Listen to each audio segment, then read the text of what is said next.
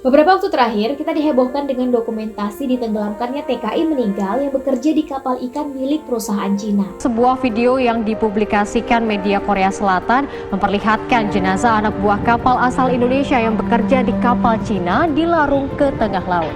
Media di Korea Selatan yakni MBC mempublikasikan video jenazah anak buah kapal atau ABK asal Indonesia yang bekerja di kapal Cina dilempar ke tengah laut.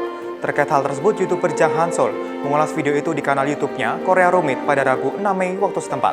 Sebuah video yang dipublikasi media Korea Selatan memperlihatkan jenazah anak buah kapal asal Indonesia yang bekerja di kapal Cina dilarung ke tengah laut. Terutama informasi tentang perlakuan mereka terhadap TKI atau anak buah kapal asal Indonesia semasa hidupnya, di mana mereka harus bekerja 18 jam dalam sehari.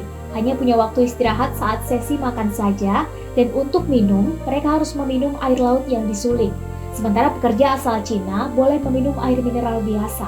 ABK asal Indonesia diduga mendapat perlakuan tidak layak selama bekerja di kapal Cina. Seperti tidak mendapat air minum yang layak dan tidak boleh duduk selama 18 jam. Bahwa pelaut dari Cina minum air botolan dari tanah, namun kru Indonesia diminta minum air laut. Dan ternyata para TKI ini hanya digaji 1,7 juta selama 13 bulan. Artinya mereka hanya mendapatkan 130.000 per bulannya. Dalam pemberitaan tersebut ada ABK yang bercerita hanya mendapatkan gaji sebesar 1,7 juta rupiah selama 13 bulan bekerja. Sebagai warga dari negara Indonesia yang akhir-akhir ini banyak didatangi para pekerja asal Cina, baik legal maupun ilegal, baik lewat darat, laut maupun udara, kita tentu amat sangat kesal dengan informasi tersebut. Betapa di negeri kita TKA ini seolah diberi perlakuan khusus, sementara tenaga kerja kita yang bekerja pada mereka diperlakukan semena-mena. Menurut rencana, tenaga kerja asing asal Tiongkok itu akan bekerja di salah satu perusahaan pabrik pemurnian nikel di Morosi, Kabupaten Konawe, Sulawesi Tenggara.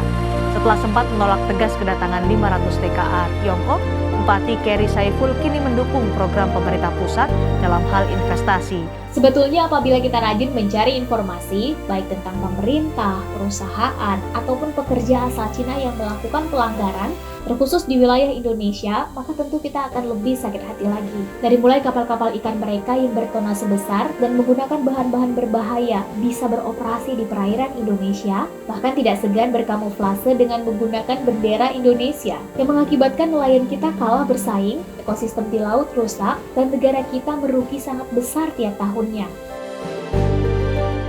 Belum lagi perusahaan-perusahaan tambang dan tenaga kerja mereka yang seolah diberi banyak keleluasaan dan perlakuan istimewa untuk mengeruk keuntungan dari bumi Indonesia. Bahkan terkadang dengan cara yang membahayakan lingkungan sekitar. Itu semua tentu sangat melukai kita sebagai warga maupun Indonesia sebagai negara.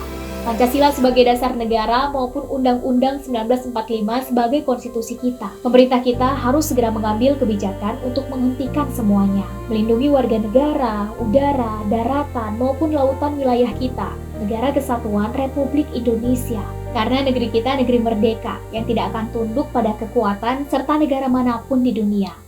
Merdeka!